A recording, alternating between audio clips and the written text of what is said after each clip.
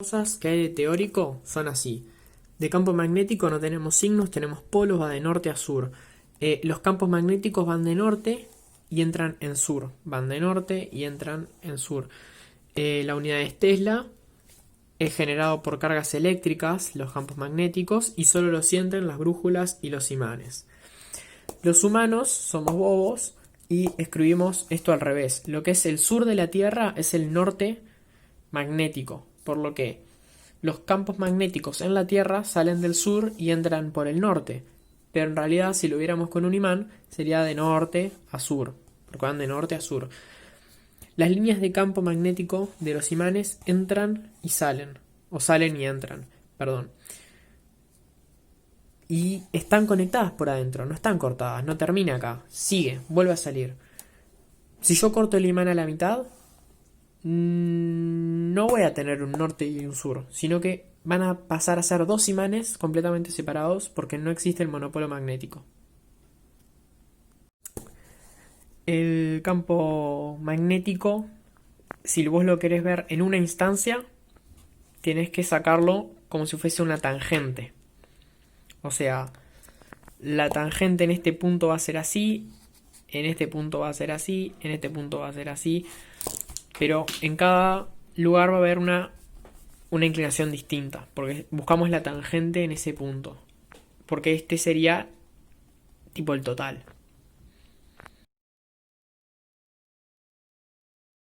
Hay algo que conocemos como ley de Biot-Savart, que es para ver el campo magnético en una sola instancia de un cable.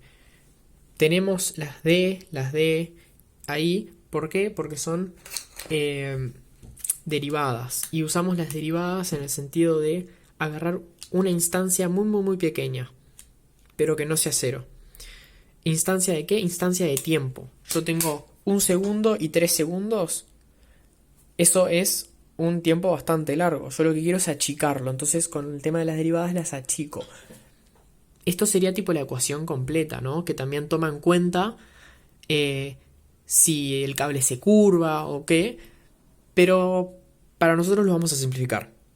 Lo vamos a simplificar a esta fórmula que solo sirve para cables rectos e infinitos. Por ejemplo, nos podemos llegar a encontrar un ejercicio así que nos pregunta, o más bien nos pide que hallemos el campo magnético en el punto P o en el punto Q teniendo un cable saliente. ¿Por qué saliente? Porque es un punto. Entonces es así. Y con la mano derecha hacemos así y nos fijamos que giran hacia allá, gira antihorario. Por ende, si gira antihorario, va para arriba acá, y si seguimos la línea, cuando pasa por P, va para allá.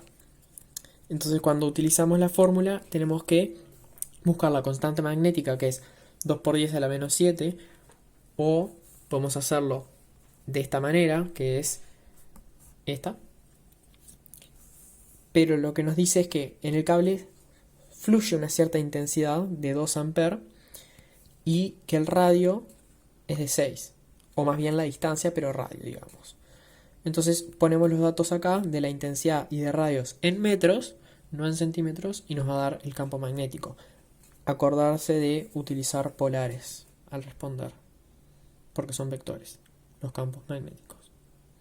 Nos encontramos con otro ejercicio donde nos pide el campo magnético total en este punto, que en vez de tener un cable, tenemos dos cables y van para sentidos contrarios, por lo que tenemos que pensar y girar la mano, es que la izquierda no, sería la derecha, para dónde pasa, o si va para allá, y bueno, es lo mismo que acá, solo que después tendríamos dos vectores en forma polar, las pasamos a rectangular, ¿no? Con la calculadora apretando rec, ponemos los datos, y saca RCL tangente para sacar el otro. Sumamos esto, nos quedaría este número, y este número lo pasamos a polar, entonces nos quedaría tipo el total, el campo magnético en ese punto, causado por dos cables rectos e infinitos que les pasa una intensidad, nos quedaría un campo magnético así. Joder con algún ejercicio que tenga ángulos y que sea como un triángulo, y hay que tener cuidado porque no son 60 y hay que hacer unos ciertos cálculos ahí. Yo me confundí acá, tuve que tachar, pero está. También nos puede poner un cuadrado, entonces tenemos que hacerlo de esa manera. Y tenemos que recordar que tenemos la regla de la mano izquierda, donde tenemos la fuerza magnética, el campo magnético y la velocidad en esta forma para los protones, y para los electrones tenemos los mismos dedos pero con la otra mano: fuerza magnética, campo y velocidad. En este caso tenemos un más acá, entonces es un protón, y yo tengo estos dedos, veo que la velocidad va para allá, así que lo pongo para allá, y que la FM va para allá, entonces lo pongo para allá. Entonces, ¿cómo me queda el campo magnético, el B? Me queda X, entrante. En este caso se ha llamado L de Lorentz, que nos permite calcular el FM, la fuerza magnética, o más bien cualquiera de estos valores, por ejemplo, el valor de la carga, el valor del FM, el valor de la velocidad o el valor del campo, siempre y cuando tengamos al menos 3 de los 4 valores, o sea, que tengamos una sola incógnita, podríamos resolver esta ecuación de acá, que solo nos da el módulo. Después todo lo que son los ángulos lo tenemos que pensar con los dedos. Así que está. Y como podemos ver, hace como una curva. Si yo hiciera el dibujo completo, sería un círculo. ¿Esto por qué? Porque la fuerza magnética funciona como fuerza centrípeta. Así que tenemos fuerza magnética es igual a fuerza centrípeta. Entonces, si ponemos esta ecuación acá y la igualamos a fuerza centrípeta, sería masa por aceleración, o más bien mv al cuadrado sobre r. Y bueno, acá podemos despejar y nos sacamos el b de un lado, el b del otro, no sé qué. Hay ejercicios que lo utilizan, pero hay que tener en cuenta esto, que gira, hace así, para arriba. Y dependiendo si es un protón o un electrón, si gira por un lado. Acá tenemos un ejercicio donde dice que tenemos dos campos, un campo A y un campo B, y nos dice que el protón hace entra por acá y acá empieza a girar porque cambió de campo, ¿no? Entonces lo que nos piden es encontrar, o más bien determinar si los campos son salientes, entrantes y qué intensidad tienen, basándonos en los datos que nos dan, que están acá arriba, sabiendo el radio de giro, ¿viste? La velocidad y alguna otra cosita más, que bueno, están acá. Y la idea es que hacemos FM es igual a FC y tachamos y nos quedarían una cosa así. Si querés, mañana después fotocopio toda la cuadernola y la paso al grupo. Hicimos un ejercicio que bueno, no va, porque la primera parte trata de un tema que fue a principio de año, que era lo de energía, campo eléctrico, estoy medio dormido. Y entonces este tipo de ejercicios no va, pero bueno, dice que si entra con cierta velocidad, que la tenemos que calcular, para dónde iría la fuerza magnética. Ciclotrón no va, así que esto tampoco va, todo esto es ciclotrón. Entonces entramos a lo que es inducción electromagnética. Antes de ver las ecuaciones, te quiero explicar todo el tema de las espiras, que te lo voy a explicar como se lo expliqué al Pedro, aunque con el Pedro capaz se lo expliqué con más ruido. Nosotros tenemos una espira, es una cinta, pero bueno, es una espira. Una espira es, imagínate tipo un cable de metal en círculo o en cuadrado, en forma de círculo cuadrado. Cuestión, eso es una espira y acá tengo un imán con un... Ya la cagué. Es lo mismo que hice el otro día, no es positivo o negativo, es norte o sur. Wow, mágicamente ahora son norte y sur, como tiene que ser. Como vimos, el campo magnético, que te lo mostré hace unas páginas atrás, si no lo perdí. Bueno, no sé. Es que el campo magnético, o sea B, sale del norte y entra por el sur. Por lo que si yo considero esto, mi campo magnético va a salir por el norte, va a girar y va a entrar por el sur. Por lo que si yo tengo el norte acá, va a pasar por la espira, por lo que yo puedo decir que el campo magnético va para allá. La cuestión es cuando yo empiezo a mover el imán. Si yo acerco el imán, o sea, estaba acá y yo lo acerco, el segundo que yo lo acerque, el campo magnético va a como que crecer, ¿ok? Y la espira, el fundamento que tiene es que se va a oponer a todo. Por lo que si va a crecer, o sea, voy a sacarle la tapita para indicar que va para allá, va a crecer. Si crece, la espira no va a querer que crezca, entonces la va a querer achicar. ¿Cómo? Generando un campo magnético inducido que va para el otro lado, para así achicarla a esta. No son de igual magnitud. El campo inducido es un poco más chico. Y el mismo instante, no después, sino que el mismo instante que el campo inducido se genera, a la espira alrededor se va a generar una corriente inducida, que recordemos la corriente es con la mano derecha, por lo que si va para allá se va a generar una corriente inducida que gire como que, no sé cómo explicarme entre así, va a ir así, o sea, lo ves con la mano. Está. Entonces, en el segundo ahora que yo lo dejé quieto, o sea que lo tenía acá, lo acerqué, pasó esto y al mismo tiempo la intensidad gira, cuando yo lo dejé quieto, todo eso que yo creé va a desaparecer. Porque el inducido solo existe cuando el imán está en movimiento. Si yo lo alejo, el campo normal se va a achicar.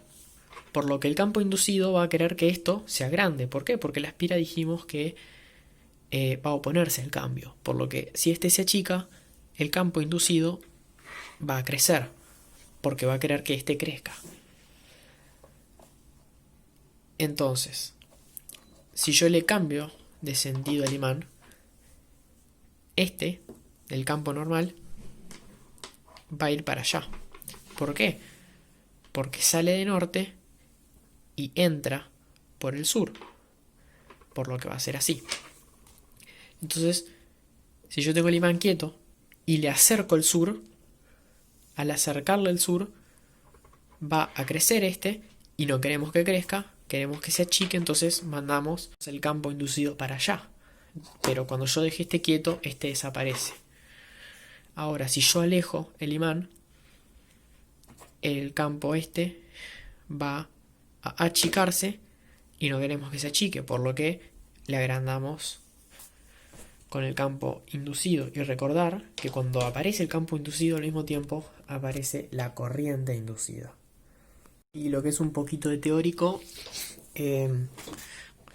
cómo funcionan, por ejemplo, los parques eólicos, las cosas estas, los cosos eólicos, estos bichos, cómo funcionan. Como dijimos, cuando aparece o sea, cuando el imán se está moviendo, aparece una corriente. La corriente es lo que hace que nuestras cosas tecnológicas, nuestras cosas de enchufes funcionen. Por lo que, para generar esa corriente constantemente, yo no puedo solo acercar el imán y generar una corriente en todo momento. Porque no lo puedo acercar totalmente. Yo lo acerco y el chiquilín para en un momento. O lo atraviesa. Pero la corriente no va solo a ir hacia un lado porque no puedo hacer esto. Por lo que hicimos los humanos es hacer que el imán vaya para adelante y para atrás. Con el sur o el norte, pero que vaya de un lado al otro lado. Haciendo que cambie estos dos, que hagan así constantemente, cambian. Y al cambiar constantemente, cambia la corriente de un lado para el otro, la corriente de un lado para el otro. Y por eso es que tenemos algo llamado corriente alterna, que decimos que va y viene, por ejemplo, 50.000 veces por segundo, por ejemplo. Y ahí tenemos los 50 Hz, ¿no? Que es a lo que andan algunas cosas, yo qué sé. Pero es eso de que va y viene, ¿por qué? Porque la corriente va por un lado, va para el otro, va para un lado, va para el otro, porque como el imán se está moviendo, los campos van para un lado, para el otro, el inducido va para un lado y para el otro, aumenta, se achica. Y como verás, ¿cómo es que gira y el imán se mueve para adelante y para atrás? Bueno, porque en realidad el imán lo que hace es girar de esta manera, gira así. O sea, el viento lo mueve y se gira así el imán. Y las espiras, o las bobinas más bien, están puestas de esta manera. Entonces lo que sienten es como si estuviese acercándose así, pero en realidad está girando. Y en vez de haber una sola espira, hay 10 espiras, o más bien 10 bobinas, que son el conjunto de espiras, puestas de manera circular y el imán en el centro girando así. Y como gira, genera corriente. Bueno, después de ver todo eso, podemos explicar lo que es flujo.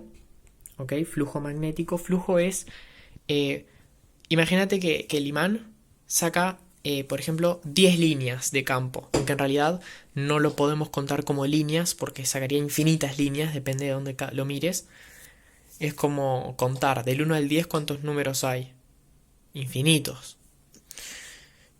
Pero, depende de la medición que uses, ¿no? Cuántos puede haber.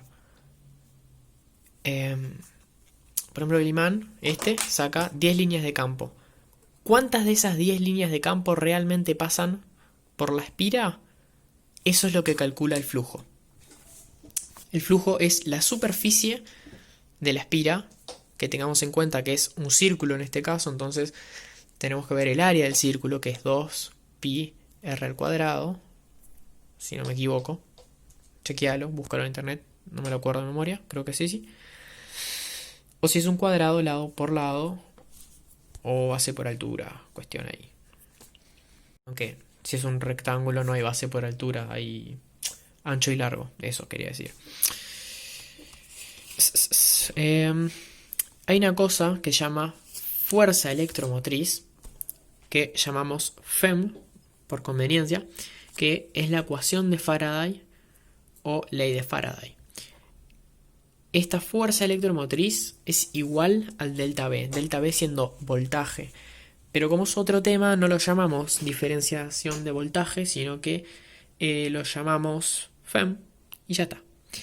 Esta FEM, que tiene voltaje de unidad, se calcula como la negatividad, el negativo de la variación del flujo magnético sobre la variación de tiempo.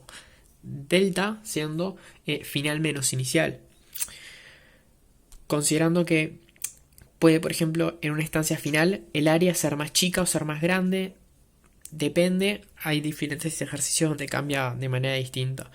Y tiene un menos, por lo que yo te dije de la espira, que quiere contrarrestar todo lo que le haga el imán, se lo quiere contrarrestar con el inducido. De ahí aparece el negativo.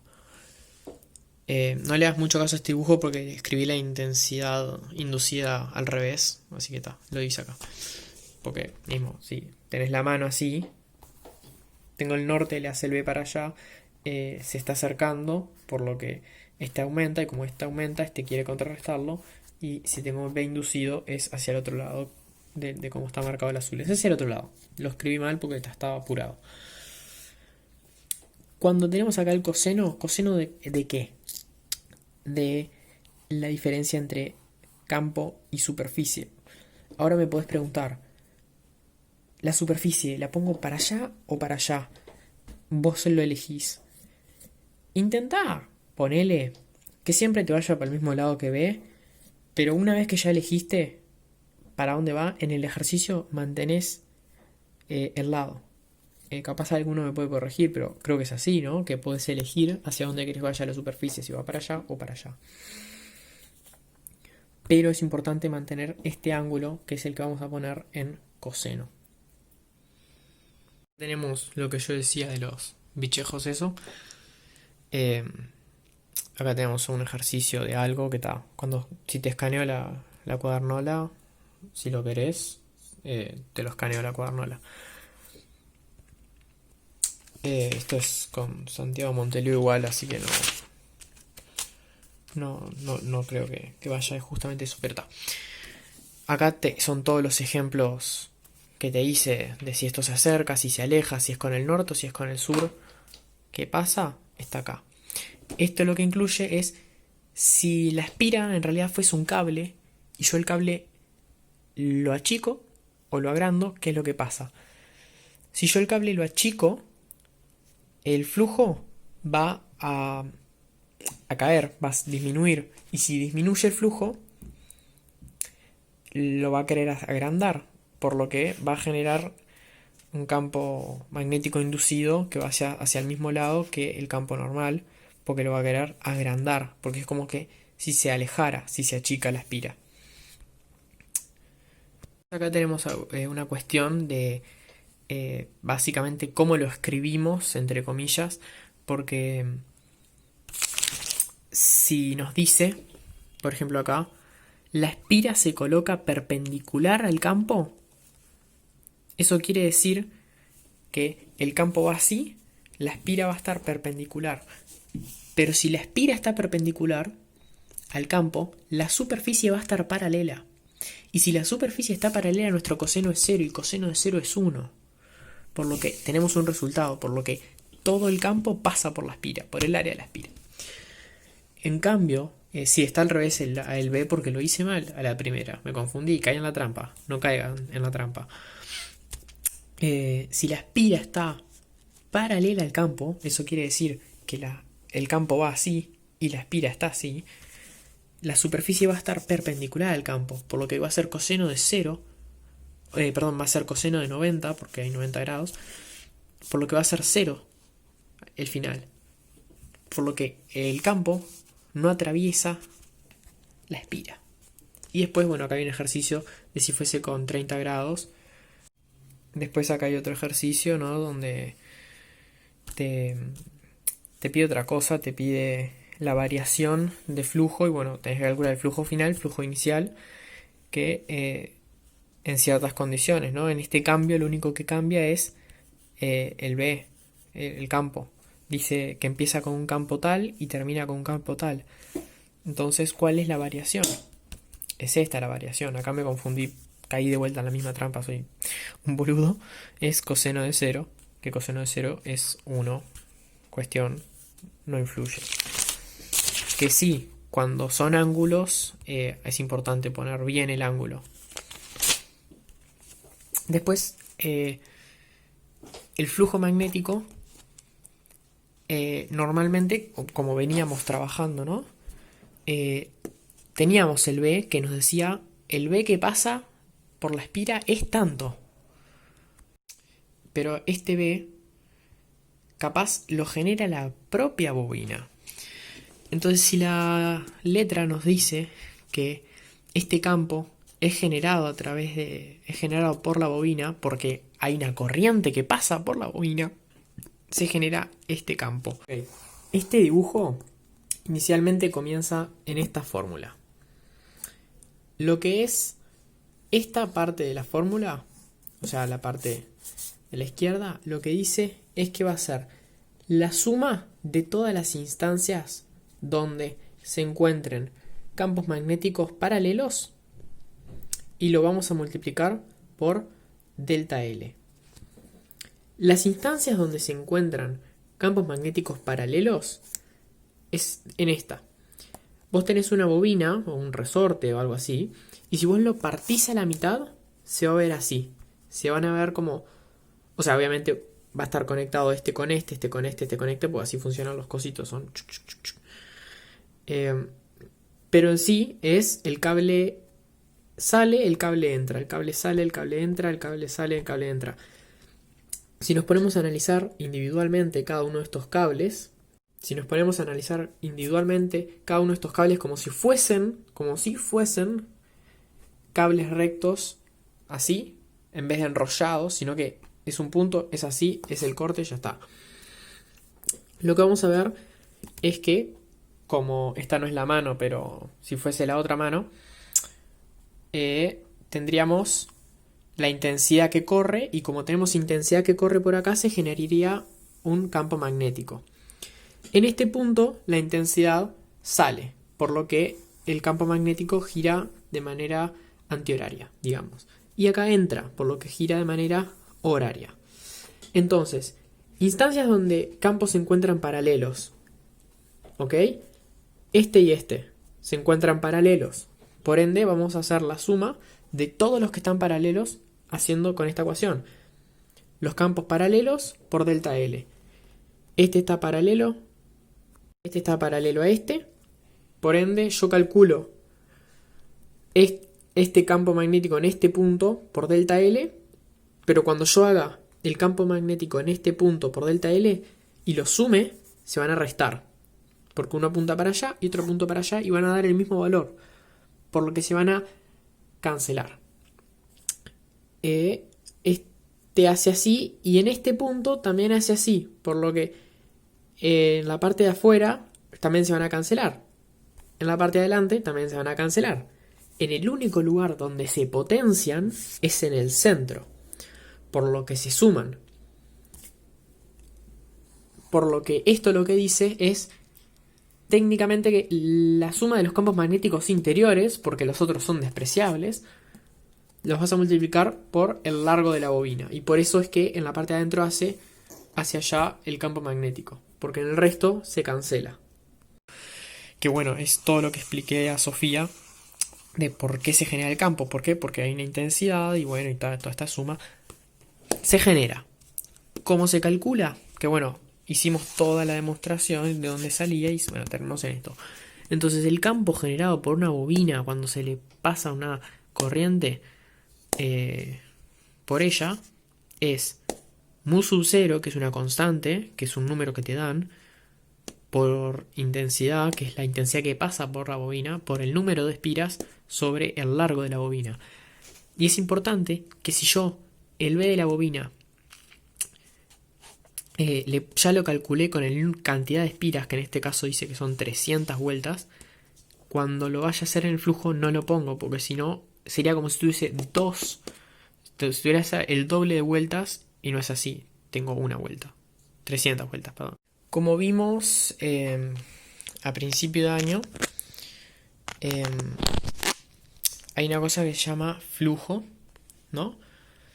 Y si lo tenemos en un plano, es si pasa el flujo para allá, o si pasa el flujo para allá, cuánto es, que es lo que hacíamos con flujo magnético.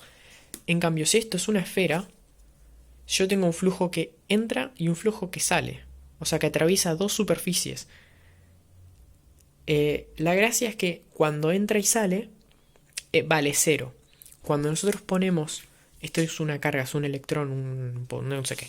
Cuando tenemos una adentro, va a salir todas para afuera o vas a entrar todas para adentro.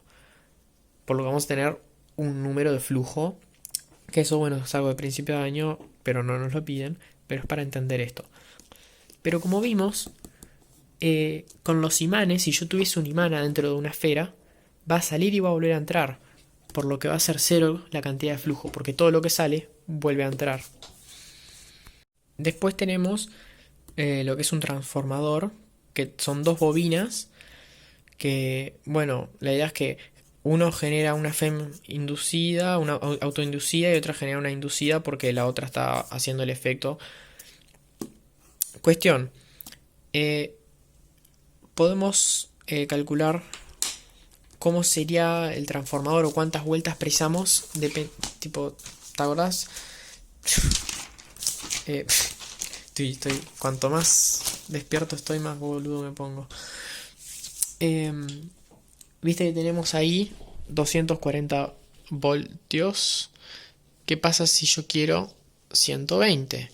Por ejemplo, como tienen los americanos, tengo que usar un transformador.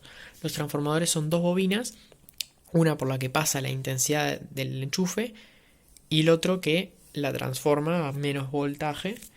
¿Y cómo se dan esas transferencias? Son así. Acordate que te dije que FEM, ¿ok? Era más o menos sinónimo de voltaje. Por lo que nuestro transformador ideal va a tener igualdad de potencia. Potencia es voltaje por intensidad. Por lo que tenemos FEM por intensidad. Probablemente en los ejercicios, como hay más adelante, hay ejercicios donde nos dan 3 datos y nos preguntan el que falta. Y bueno, ahí despejás. Que puede ser con esta fórmula o puede ser con esta otra de acá. Puede ser esta o puede ser esta. Igual, fíjate bien las fórmulas que pasé bien tipo a principio del día. Que están buenas porque también están tipo pasadas en computadora. Acá hay un ejercicio bien completito que nos pide flujo en tal segundo, la diferencia entre estos dos y nos pide la FEM. ¿Por qué nos pide el flujo en distintas partes? Porque el flujo, como vimos, se calcula con la superficie. Pero solo la superficie es la que atraviesa el campo. Y si el campo es solo esta parte, en este caso es un campo que va para adentro de la hoja entrante, pues es una X, solo interactúa esta parte. Y en este otro segundo solo interactúa esta parte y esta queda fuera. Y esa es la gracia de la diferencia de flujo magnético que después utilizamos para la FEM, que puede cambiar el área que interactúa. Te dejo ver el ejercicio acá. Puedes pausar. Cuestión. Hago menos variación de esto sobre el delta T y me quedaría eso, ¿no? Y después me pregunta, bueno, si el flujo crece, no sé qué, y bueno, y así es lo del dedo con esta mano, a ver si va para un lado o va para el otro. Acá hay otro ejercicio donde en una parte nos pide la fuerza que se debe aplicar a la espira en función de la posición. Esto quiere decir que vamos a precisar calcular el FM, pero en este caso nos dan ohms. ¿Y qué hago con los ohms? Bueno, yo como puse acá, hay algo que se llama ley de Laplace, que es fuerza magnética es igual a B por I por L por seno de alfa, que es la fuerza magnética en bobinas. La fuerza magnética en bobinas se calcula con esta inducida que es FEM sobre resistencia. Resistencia son 40 ohms. La FEM la tenés que calcular antes. Y bueno, tenés que hacer esto con esta fórmula que es la ley de Laplace. Y bueno, ahí después hay que graficar en el tiempo como hice ahí. Pero eso es para flujo. Después hay una cosa que se llama inductancia, que es una propiedad que tienen las bobinas. ¿Qué es? No tengo ni la menor idea, pero sé que está y sé que si me la piden la tengo que calcular. Cuestión. Flujo es igual a inductancia por I, que inductancia se calcula como la cantidad de espiras al cuadrado por la permeabilidad del núcleo por S sobre L. La permeabilidad del núcleo puede cambiar, por ejemplo, como vimos en la clase, tenía un núcleo de hierro que era tipo hecho de chapitas cuando vimos un transformador. Si es aire, es menos, tipo, afecta, se acerca más a cero esa permeabilidad. Y cuanto más sólido y metálico, se acerca más a 1, por lo que creo, ¿no? Por ahí. Pero es con esta fórmula. Y te pueden pedirlo. Como vimos, hay una cosa que se llama FEM. Pero hay una cosa que se llama FEM autoinducida, que empieza siendo FEM, pero si yo en vez de calcular la FEM con esto, lo calculo con esto otro, que te lo acabo de dar de ahí, que por qué es, no sé, pero es eso, acéptalo. Así funciona la vida. O al menos física. Te dicen las cosas y uno tiene que aceptarlas. Si yo lo pongo acá adentro, me va a quedar así. Y voy paso por paso y quedo en que la FEM autoinducida se calcula como menos inductancia por la diferencia de intensidad sobre delta T. ¿Cuándo ocurre esto? Cuando en la bobina pasa una corriente, genera una FEM, pero FEM autoinducida, no es una FEM que la genera sola. Lo importante es analizar los ejercicios y ver qué cosas tengo y qué fórmulas puedo usar que me completen todos los datos. Porque capaz igualmente querés calcular FEM con esta y capaz no tenés la superficie. Y ahí te vas a dar cuenta, tengo los datos de, bueno, vas a tener la superficie porque para calcular la inductancia, ¿no? Pero digo, capaz directamente te da la inductancia y bueno, hay ejercicios, cuestiones que tipo te piden específicamente autoinducida o qué. Esta es una explicación de dónde salió la ley de Laplace, que en realidad salió de la ley de Lorentz, pero bueno, sustituimos algunas cosas y bueno, nos queda la ley de Laplace. Esto es pasar de la ley de Lorentz a la ley de Laplace, así. El delta X lo cambiamos por la longitud del cable o de la bobina, por ejemplo, y nos queda así. Y resulta que Q sobre delta T es inductancia también. Es intensidad, perdón. Por lo que nos queda así. Y dos pequeños paréntesis, que es, hicimos un ejercicio de una barra en movimiento, que si nos preguntan la BEM de una barra en movimiento es campo magnético por la longitud de la barra por el radio. Sí, el radio. ¿El radio de qué? No, por la velocidad, no por el radio. Jaja, lo puse mal. Es por la velocidad, no por el radio. Cuando tenemos una barra en movimiento usamos BLB. Cuando tenemos una barra girando y nos piden cuál es la FEM, es esta acá, que está acá. Trabajo por campo por la longitud de la barra que gira al cuadrado sobre 2. Y después ahí ya pasaríamos a efecto fotoeléctrico, que si querés lo explico mañana porque ya me cansé.